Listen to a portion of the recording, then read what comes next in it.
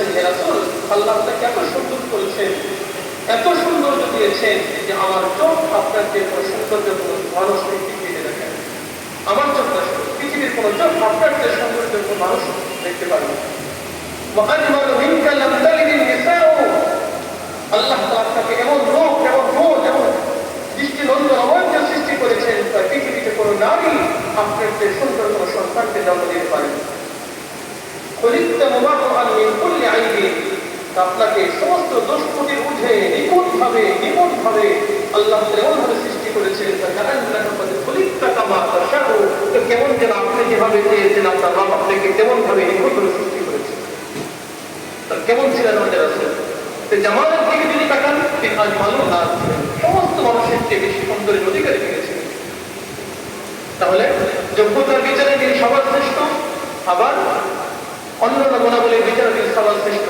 2 নম্বর 3 নম্বর ইহসান, 4 নম্বর কুরবান, আত্মীয়তা।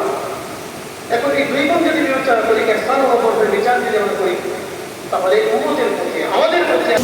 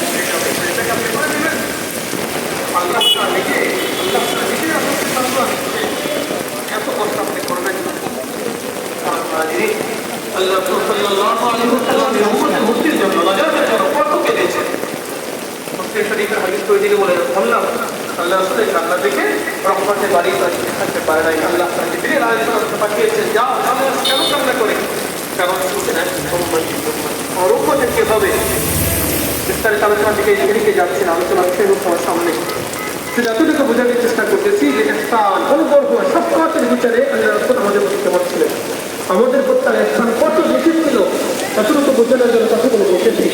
আল্লাহ রাসূলের থেকে আমরা দেখি আল্লাহ তাআলা